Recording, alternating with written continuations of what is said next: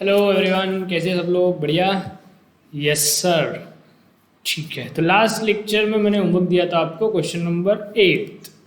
ये practical problem है, page number 119 पर। ठीक है, तो ये होमवर्क था, तो फटाफट मैं इसको आपको सॉल्व करके बताता। क्वेश्चन में कुछ ज़्यादा दम नहीं था, एकदम ईजी सा क्वेश्चन था। ठीक है, तो चलो फटाफट हम लोग इसको सॉल्व कर लेते हैं। Jeevan Jyoti art circle, newly establish concern has presented the following information. ठीक है, अब देखो यहाँ पे क्या बोला, न्यूली एस्टैब्लिश बोले तो नई नई एस्टैब्लिश हुई है। सर इससे हमको क्या लेना देना, नहीं है कि पुरानी है बेटा। नई एस्टैब्लिश है इसका मतलब पुरानी बैलेंस शीट नहीं है। पुरानी बैलेंस शीट नहीं है इसका मतलब कोई ओपनिंग बैलेंस नहीं है।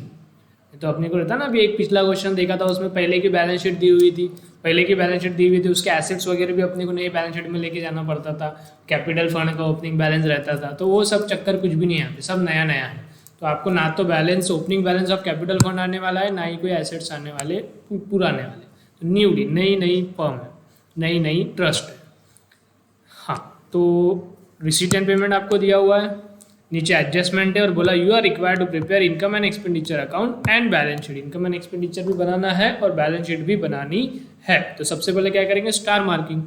सब्सक्रिप्शन आउटस्टैंडिंग, तो ये सब्सक्रिप्शन में एडजस्टमेंट है, तो सब्सक्रिप्शन के सामने आप स्टार मार्क कर देंगे, फिर इसको अपन इनर कॉलम में लिख लेंगे। डेप्रिशिएट फर्नीचर, तो फर्नीचर को स्टार मार्क कर देंगे। Then full amount of admission fees and 50% of donation are to be capitalise. Admission fees और डोनेशन में भी एडजस्टमेंट। ठीक है, तो फटाफट हम लोग सॉल्व करेंगे। क्या करने का, रिसीट एंड पेमेंट अकाउंट के थ्रू जाने का है। उसमें से अपने को चीज़ एक तो जाएगा इनकम एंड एक्सपेंडिचर में, या तो जाएगा बैलेंस शीट में। बस उस तरीके से अपने को अप्रोच करने का है फाइनल अकाउंट की तरफ। फर्नीचर, फर्नीचर क्या है बेटा? सर फर्नीचर एसेट है। एसेट है तो कहाँ जाना चाहिए? सर एसेट है तो बैलेंस शीट के एसेट साइड में जाना चाहिए। ठीक है, तो लेके जाएंगे बैलेंस शीट के एसेट साइड में फर्नीचर 12,000। ये रही हमारी बैलेंस शीट, उसके एसेट साइड में लिखेंगे फर्नीचर 12,000। एडजस्टमेंट है इसलिए अपन ने लिखा उसको इनर कॉलम में। यस सर, बरोबर। Next stationery. स्टेशनरी क्या है सर? स्टेशनरी एक्सपेंस है। एक्सपेंस है तो कहाँ जाएगा, इनकम एंड एक्सपेंडिचर के एक्सपेंस साइड में। स्टेशनरी 4,000। ठीक है, यस सर, ओके। तो आ जाओ स्टेशनरी एक्सपेंडिचर साइड में लिखेंगे अपन स्टेशनरी कितना है, 4,000। कोई एडजस्टमेंट नहीं इसलिए डायरेक्टली आउटर कॉलम में। नेक्स्ट है ऑफिस रेंट 2,600। ऑफिस रेंट बोले तो एक्सपेंडिचर साइड में, office rent 2,600। Okay, yes sir. Next है न्यूज़पेपर एंड पीरियोडिकल्स 300। अगेन से हमारे लिए खर्चा है, एक्सपेंस है। एक्सपेंस है तो कहाँ जाएगा, P N L sorry, income and expenditure के डेबिट साइड में। न्यूज़पेपर इसको करते रहना आपने 2/2। न्यूज़पेपर एंड पीरियोडिकल्स कितना है, 300। Next telephone expenses. Again expenses है, एक्सपेंस है तो इनकम एंड एक्सपेंडिचर के एक्सपेंस साइड में। To telephone expense 560। नेक्स्ट है इन्वेस्टमेंट। इन्वेस्टमेंट क्या है बेटा? इन्वेस्टमेंट सर एसेट है। एसेट है तो कहाँ जाएगा, बैलेंस शीट के एसेट साइड में। तो बैलेंस शीट के एसेट साइड में लिखेंगे investments. How much? Okay, investment है 23,000, तो आउटर कॉलम में क्योंकि एडजस्टमेंट नहीं है। यस सर, बहुत बढ़िया। ओके, नेक्स्ट है balance carried down, cash in hand और कैश एट बैंक। ये क्या है बेटा? Closing balance. किस चीज का? कैश का और बैंक का। कैश और बैंक हमारे लिए क्या है, एसेट। एसेट है तो कहाँ जाएगा, बैलेंस शीट के एसेट साइड में। 7,540 और 30,000। तो बैलेंस शीट के एसेट साइड में लिखेंगे कैश 7,450, क्या 540 था, 540, 7,540। और बैंक, बैंक में कितना बैलेंस था, 30,000 था क्या? Yes sir, 30,000। ठीक है, ओके। 7,540। Yes,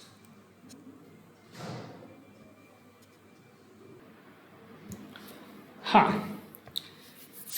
okay. तो क्या चल रहा था हमारा, कैश का बैलेंस लिख दिया था और बैंक का भी लिख दिया था। ओके, तो ये हो गई अपनी पेमेंट साइड पूरी। अब रिसीट साइड में देखते हैं। एडमिशन फीस 22,000 कहाँ जाएंगी? इनकम है तो इनकम एंड एक्सपेंडिचर के इनकम साइड में बाय एडमिशन फीस कितनी है रे बाबा? 22,000 तो 22,000। Okay, next subscriptions 40,000। Again income है तो इनकम एंड एक्सपेंडिचर के इनकम साइड में इसमें भी एडजस्टमेंट है तो थोड़ा सा नीचे लिखेंगे by subscription. How much? 40,000। Okay, next donations 18,000। ये भी क्या है? ये भी सर हमारे लिए इनकम है जब तक कुछ बोला ना जाए।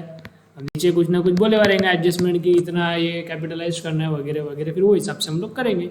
अभी तो पूरा का पूरा इनर कॉलम में लिख लेते हैं, ठीक है।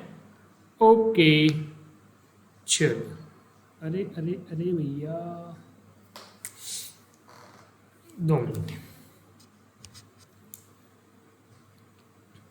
हाँ, आगे अभी हो गया रिसीट पेमेंट पूरा। अभी देखेंगे हम लोग एडजस्टमेंट। पहली adjustment, subscription outstanding for the year was 5,000। Subscription outstanding, subscription क्या है? इनकम आउटस्टैंडिंग इनकम मतलब इनकम रिसीवेबल। ये क्या है हमारे लिए? ऐसी इनकम जो मिली नहीं तो फ्यूचर में मिलेंगी तो क्या रहता बेटा? वो एसेट। अगर हमको कोई भी चीज़ फ्यूचर में मिलने वाली है, फ्यूचर में बेनिफिट होने वाली है तो हमारे लिए एसेट रहता। तो ये हमारे लिए एसेट है आउटस्टैंडिंग इनकम। और आउटस्टैंडिंग के 2 इफेक्ट क्या होते हैं आउटस्टैंडिंग इनकम के? एक तो सर है ना इनकम में ऐड, तो यहाँ पे करेंगे ऐड आउटस्टैंडिंग सब्सक्रिप्शन। कितना है? 5,000। तो टोटल सब्सक्रिप्शन हो जाएगा हमारा 45,000। दूसरा क्या है? आउटस्टैंडिंग इनकम हमारे लिए क्या है? एसेट है तो बैलेंस शीट के एसेट साइड में outstanding subscription. How much? 5,000। Okay, next है depreciate furniture at 10% per annum. Depreciation के 2 इफेक्ट क्या होते हैं सर? एक तो एसेट में से कम होता है और दूसरा एक्सपेंस है, इसलिए इनकम एंड एक्सपेंडिचर के एक्सपेंस साइड में। Yes sir. ओके, तो ये रहा फर्नीचर। इसमें से करेंगे पहले लेस डेप्रिसिएशन एट 10%, तो कितना हो जाएगा? 1,200। तो कितना बचेगा? 10,800। और दूसरा इफेक्ट क्या होता है? दूसरा effect sir income and expenditure के एक्सपेंस साइड में टू डेप्रिसिएशन ऑन फर्नीचर। कितना था? 1,200, 1,200। Okay, next last adjustment, full amount of admission fees की पूरी अमाउंट और 50% ऑफ डोनेशन का 50% मतलब आधा। इसको क्या करना है? आर टू बी कैपिटलाइज बोले तो यहाँ से इनकम एंड एक्सपेंडिचर में से हटाने का है और कैपिटल में ऐड करने का है। किसको? एडमिशन फीस कितनी बोला बेटा? फुल अमाउंट, मतलब जितनी भी एडमिशन फीस है पूरी की पूरी अपने को 22,000 यहाँ से हटा देने की है। इधर बच जाएगा 0 और क्या करने का है? यहाँ पर जो कैपिटल फंड रहेगा उसमें क्या करना पड़ेगा अपने को? Add admission fees. कितना? पूरा 22,000। मतलब यहाँ पर इनकम एंड एक्सपेंडिचर में एडमिशन फीस कितनी होगी? 0। और 0 वाला आइटम कभी भी फाइनल अकाउंट में लिखने का नहीं, तो इसको हटा देंगे। तो admission fees income and expenditure में नहीं है, पूरी की पूरी बैलेंस शीट के कैपिटल साइड में है, क्योंकि उसको क्या करने का था? कैपिटलाइज। ठीक है, यस सर। चलो ठीक है, अब जाने दो इसको ऐसे। नेक्स्ट क्या बोला उसने? 50% ऑफ डोनेशंस। तो डोनेशंस का 50% अपने को क्या करना है? कैपिटलाइज। डोनेशंस कितना है? 18,000, तो इसका 50% बोले तो 9,000। उसको क्या करना है? यहाँ से less capitalised. How much is to be capitalise? 50%, that means 9,000। So here there will be only 9,000 and that 9,000 will be added to capital fund. Donations कितना? 9,000। Okay, yes sir. नेक्स्ट हो गया, खत्म। अब क्या करेंगे? पहले इनकम एंड एक्सपेंडिचर में निकालेंगे सरप्लस है या डेफिसिट है, तो इसकी टोटल करेंगे। इसकी यदि आप टोटल करेंगे इनकम एंड एक्सपेंडिचर की तो आएंगी 45,000 प्लस 9,000 दैट इज 54,000। और अब सरप्लस या डिफिसिट आपको निकालना पड़ेगा, तो 54,000 minus 4,000 minus 2,600 minus 300 minus 560 minus 1,200, तो आपका आ जाएगा सरप्लस 45,340। इसको आप क्या बोलेंगे? To surplus. सरप्लस बोले तो जितनी हमारी कमाई है इतनी ज़्यादा ही खर्चे से, ठीक है। और ये सरप्लस क्या करना पड़ता है? कैपिटल फंड में ऐड 45,340 इसमें क्या करेंगे आप?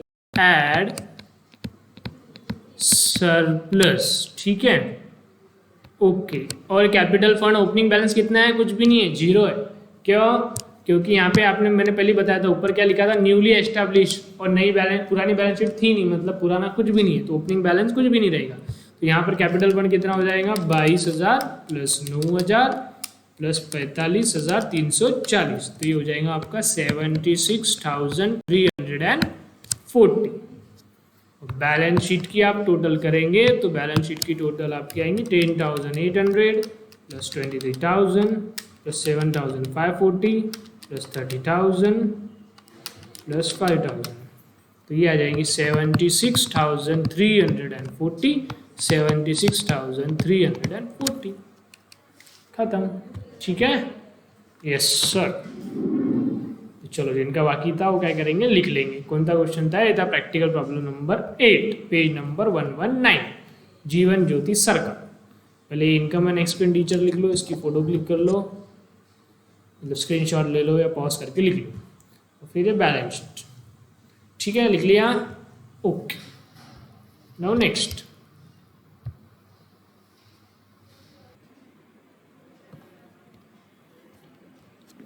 चलो ओके लिख लिया सबने? Yes okay. कोई क्वेरी नहीं तो आप व्हाट्सएप पर मुझे मैसेज कर सकते हैं, ग्रुप में, जैसा अपन पहले करते थे, ग्रुप में मैसेज करना, किसी और को आइडिया आता है तो उसका आंसर दे देगा तो आपको जल्दी मिल जाएगा, ठीक है।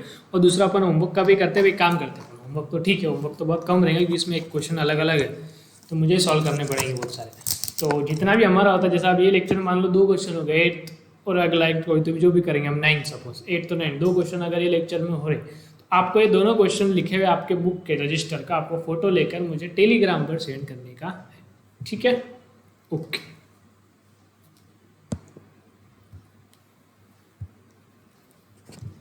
हाँ जी, 9th, given below the receipt and payment of Vitthal Mahila Mandal, Pandharpur, for the year ending on 31st March 2018. Prepare an income and expenditure for the year ended on 31st March 2018 and balance sheet as on that date. Okay. आपको दिया है receipt and payment account 31 मार्च 2018 का, और दी हुई आपको नीचे adjustment, एकदम simple सा क्वेश्चन है, ओपनिंग बैलेंस शीट वगैरह कुछ नहीं दी हुई है। ओके, तो पहले एडजस्टमेंट देख लेंगे। कैपिटल फंड दी हुआ है, ये क्या है बेटा? Opening balance of capital fund. Outstanding subscription, तो सब्सक्रिप्शन में एडजस्टमेंट है तो सब्सक्रिप्शन में स्टार मार्किंग कर लेंगे। Entrance fees are to be capitalised, entrance fees are to be capital. अब देखो मैं तो यहाँ लिखता हूँ, बाद में मिटा देता हूँ, आप यदि यहाँ पेन से लिखेंगे, कट करेंगे थोड़ा सा गंदा हो जाएगा, तो यहाँ पे एडजस्टमेंट एक बार का पहले फटाफट पढ़ लेने का। यहाँ पे क्या बोला उसने? एंट्रांस फीस जो है उसको क्या करना है? कैपिटलाइज। सर अमाउंट तो बोला ही नहीं, तो मन से अजम्पशन ले लूँ क्या 5,000 10,000? नहीं, उसने क्या बोला? Entrance fees are to be capitalise, मतलब पूरी की पूरी कैपिटलाइज कर दो। तो जितनी भी एंट्रांस फीस है वो कैपिटलाइज करनी है, इसका मतलब वो इनकम नहीं है हमारी, इनकम एंड एक्सपेंडिचर में नहीं लेके जाना, उसको क्या करना है? अपने को कैपिटल में ऐड कर देने का है। तो यहाँ पर ही आप कहीं पे लिख लेना जो एंट्रांस फीस है, कि यहाँ पे लिख लेना ताकि अपने को बाद में ध्यान रहे कि इसको अपन इनकम में नहीं लिखेंगे, डायरेक्ट कैपिटल में लिखेंगे। नहीं तो मैं क्या करूँगा? मैं तो लिख डालूंगा एंट्रांस फीस, फिर जब एडजस्टमेंट आएंगी तो माइनस कर दूंगा, फिर इधर 0 बचेंगी तो मैं तो मिटा दूंगा, लेकिन आप नहीं कर पाओगे, इसलिए पहले से आदत डाल देना। नीचे यदि कोई चीज़ एडजस्टमेंट है पूरी की पूरी कैपिटलाइज है तो ऊपर ही लिख लेंगे ताकि वो काटा पीटी ना हो, ठीक है, समझ रहे हो ना? Yes sir. Rent paid include 800, तो रेंट में एडजस्टमेंट है तो रेंट के सामने स्टार मार्किंग कर दिया। Then they have the following assets and liability on 31st March. देखो बैलेंस शीट नहीं दी हुई लेकिन नीचे एसेट्स बताए हुए उन्होंने, मतलब जब साल शुरुआत हुआ हमारा 1 अप्रैल को तो ये एसेट्स हमारे पास थे, फर्नीचर था, बिल्डिंग थी, आउटस्टैंडिंग एक्सपेंस था। फर्नीचर बिल्डिंग थी तो अभी भी रहेंगी ना हमारे साथ, गैप थोड़ी ना हो जाएंगे, तो ये भी अपने को बैलेंस शीट में लेने का आपको याद रखने का है, ठीक है, ओके। तो चलो फटाफट स्टार्ट करते हैं। सबसे पहले स्टेशनरी कहाँ जाएंगी? सर एक्सपेंस है तो कहाँ जाएगा? इनकम एंड एक्सपेंडिचर के एक्सपेंस साइड में। अरे सर पहले डब्बे तो बनाओ, ओके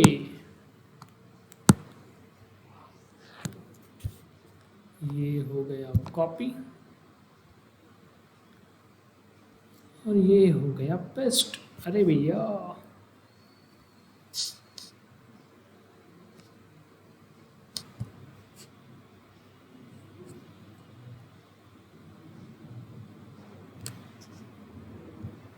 ओके यस। तो स्टेशनरी क्या है? स्टेशनरी एक्सपेंडिचर है तो इनकम एंड एक्सपेंडिचर के एक्सपेंडिचर में जाना चाहिए।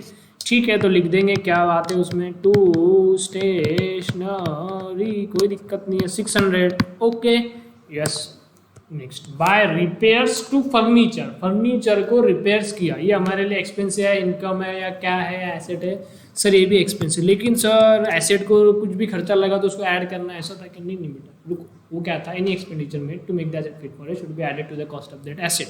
और वो मैंने आपको बताया था कब ऐड करना पड़ता, जब एक बार एसेट यूजेबल कंडीशन में आ गया, उसके आने तक के पहले के खर्चे अपन ऐड करते हैं। जैसे फर्नीचर अगर ला रहे हो, फर्नीचर लाते टाइम पे अपन ने गाड़ी में रख के लाया तो गाड़ी का भाड़ा दिया ट्रांसपोर्टेशन का, तो वो एक्सपेंस उसमें ऐड करना है। हमाल लगाया अपन ने, मजदूर लगा, मजदूर से उसको नीचे उतारा, वो एक्सपेंडिचर अपने को ऐड करने, फिर कारपेंटर को बुला के उसको फिक्स करवाया तो उसके एक्सपेंडिचर ऐड करना। और एक बार वो फर्नीचर हमारे पास आ गया, वो एसेट हमारे पास आ गया और उसको अपन ने यूज़ करना शुरू कर दिया, उसके बाद में यदि कोई भी एक्सपेंस लगते हुए एसेट में तो वो ऐड नहीं करने हैं, वो अपने लिए एक्सपेंस रहेगा और वो इनकम एंड एक्सपेंडिचर में जाएगा। यदि लाते टाइम के पहले के जो अपन ने ला के इंस्टॉल कर दिया, यूज करना चालू कर दिया, उसके पहले के सारे एक्सपेंस अपने को एसेट में ऐड करने पड़ते हैं। ये चीज अपन ने कम से कम 10 बार देख ली थी। ठीक है, तो कोई दिक्कत नहीं रहनी चाहिए। रिपेयर्स हमारे लिए एक्सपेंस है, इसलिए इनकम एंड एक्सपेंडिचर के एक्सपेंस साइड में to repairs to furniture, how much, 95।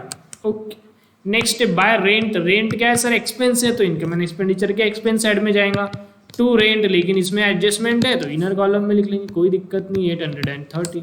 Next, salaries sir, again salaries and expense, therefore it will go in expenditure side in income and expenditure account to salaries, how much, 1500। ये 1500 है या 15,000 है? देखो मुझे लग रहा है प्रिंटिंग मिस्टेक है, ये 15,000 होना चाहिए, क्योंकि यदि आप टोटल देखेंगे ये 8,000 होना चाहिए। एक मिनट, 2-3 मिस्टेक है इसमें। 600 plus 95 plus 830 plus 1500 plus 45 plus 15,650, नहीं, सब में एक जीरो कम है शायद। 6,000 plus 950 plus 8,300 plus 15,000 plus 450 plus 15,650, 46,350। Yes, इसमें हर एक जीरो कम है, हर एक अमाउंट, हर एक आइटम में एक जीरो कम है। तो ये 600 है तो इसको कर दो 6,000, ये 95 है तो इसको कर दो 950, ये 830 है तो इसको कर दो 8,300, इसको कर दो 15,000, इसको कर दो 450, ये नीचे वाला 15,000 बराबर। ठीक है, ऊपर सब में एक जीरो ऐड कर देना। तो स्टेशनरी हो गई हमारी 6,000, ये हो गया 950, ये हो गया 8,300 और ये हो गया 15,000। ठीक है, ओके एक बार फिर से चेक कर लेता हूँ। 6,000 plus 950 plus 8,300 plus 15,000 plus 450 plus 15,650, 46,350। ठीक है, नेक्स्ट, मिसलेनियस एक्सपेंसेस, एक्सपेंस बोला तो एक्सपेंस है, तो इनकम एंड एक्सपेंडिचर के एक्सपेंस साइड में जाना चाहिए। अच्छा, सैलरी में एडजस्टमेंट नहीं है ना, अंदर क्यों लिख दिया? ठीक है, बाहर लिख लेते, कोई बात नहीं, चलता रहता बेटा। नेक्स्ट, मिसलेनियस एक्सपेंस, तो एक्सपेंस साइड में टू मिसलेनियस एक्सपेंस 450। नेक्स्ट है बैलेंस, कैश का और बैंक का, ये क्या है, क्लोजिंग बैलेंस। हमारे लिए क्या रहेगा, एसेट, तो कहाँ जाएगा, बैलेंस शीट के एसेट साइड में। कैश है 1650 और बैंक है 14,000, 1650 और 14,000। 1650 क्या था, कैश, और 14,500 क्या था, बैंक। ठीक है, सॉरी 14,000 क्या था, बैंक। ये हो गया हमारे पेमेंट साइड। अब देखते हैं रिसीट साइड। बैलेंस दी हुआ है, ओपनिंग बैलेंस, सर इसका क्या करना है, ओपनिंग बैलेंस का कुछ भी नहीं होता। Next, entrance fees, sir entrance fees income है, इनकम एंड एक्सपेंडिचर की इनकम में जानी चाहिए, लेकिन नीचे एडजस्टमेंट दी हुई थी कि all entrance fees is to be capitalise. तो एंट्रांस फीस को कैपिटलाइज करना है तो ये कहाँ लिखना पड़ेगा अपने को, कैपिटल फंड में ऐड करना। यहाँ लिखो, फिर माइनस करो, फिर जीरो आएगा, फिर कट करो, उससे अच्छा डायरेक्ट लिख देते अपन 3,500 कैपिटल फंड में ऐड। तो बैलेंस शीट में यहाँ पर आपको दिखेगा शुरुआत में कैपिटल फंड, उसमें अपने को क्या करना है, ऐड एंट्रांस फीस कितनी करनी है? 3,500। Okay, yes. नेक्स्ट है टू सब्सक्रिप्शन 19,000। सर ये क्या है? ये इनकम है। इनकम है तो कहाँ जाएंगे? इनकम एंड एक्सपेंडिचर के इनकम साइड में 19,000। ओके, बाय सब्सक्रिप्शन 19,000 एडजस्टमेंट है इसलिए इनर कॉलम में। अरे क्या हो गया? अरे अरे अरे अरे अरे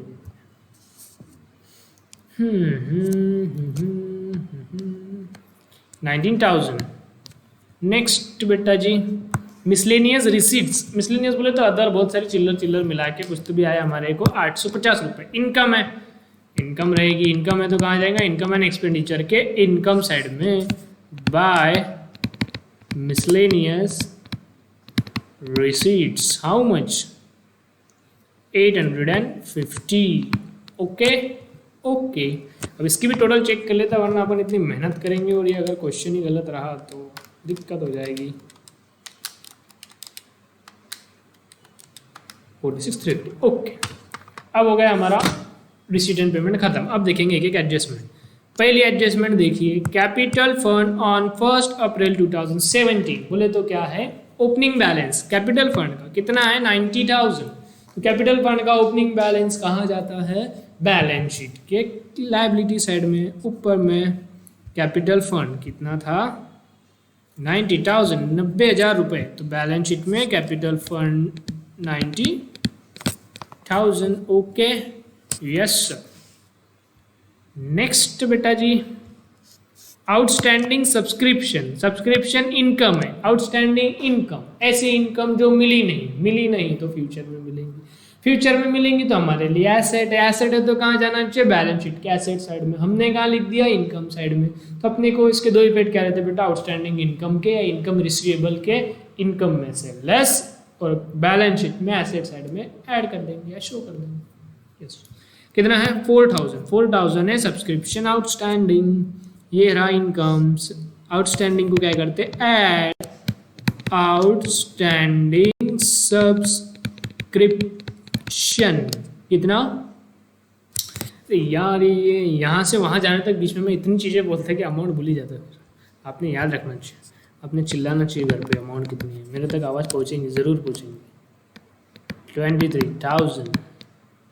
और दूसरा क्या? आउटस्टैंडिंग सब्सक्रिप्शन हमारे लिए एसेट है तो बैलेंस शीट के एसेट साइड में लिखेंगे 4,000। क्या लिखेंगे? Outstanding subscription.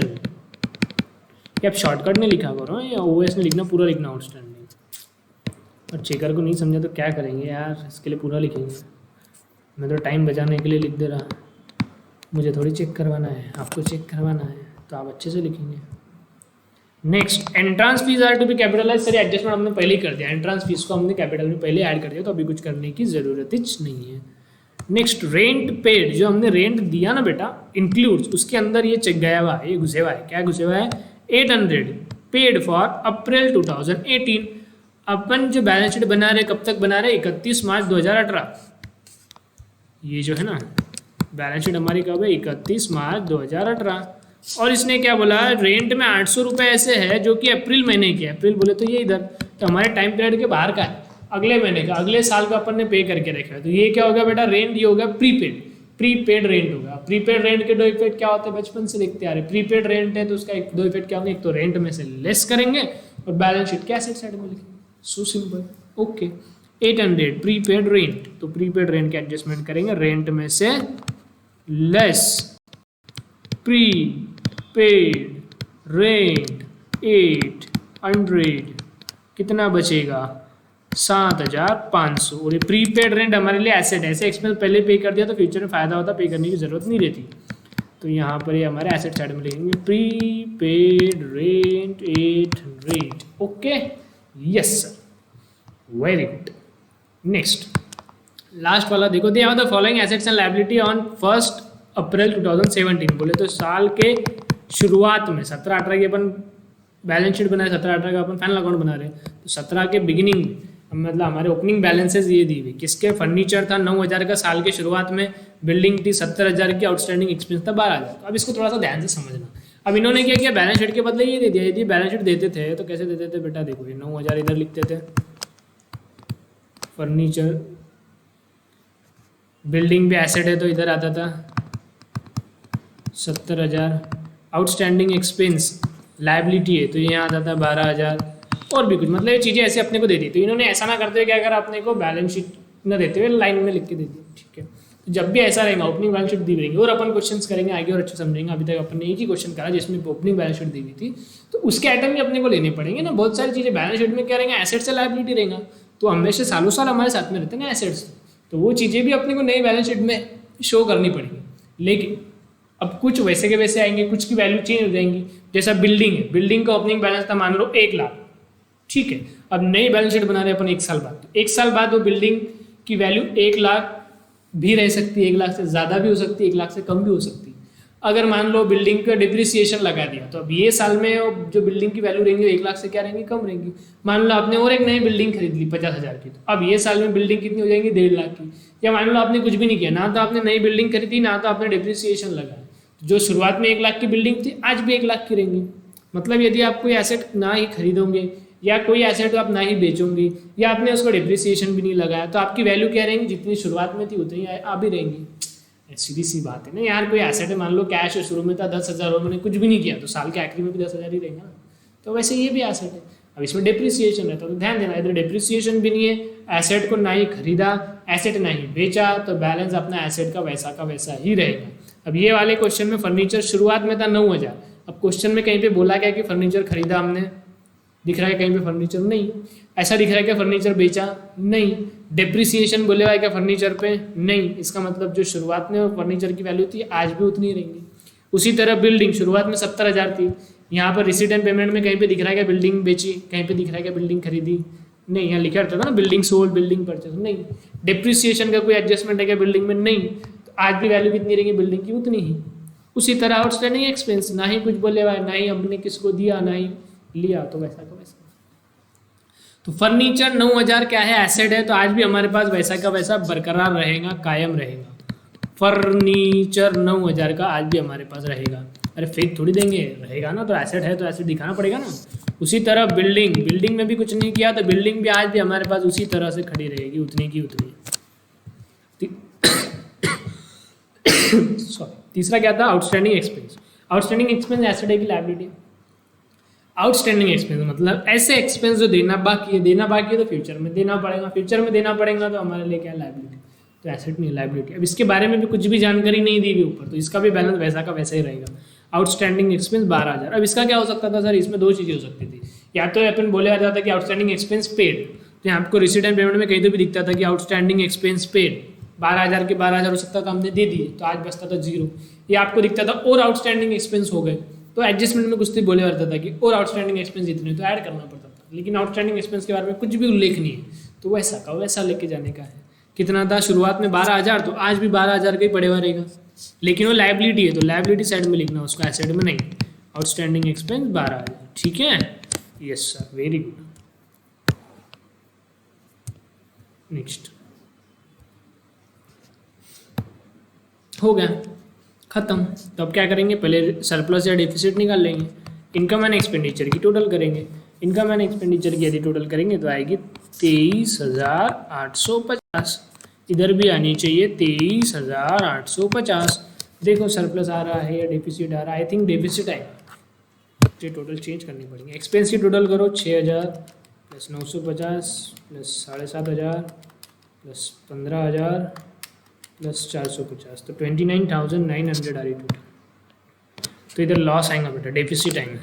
एक्सपेंस की साइड बड़ी है, 29,900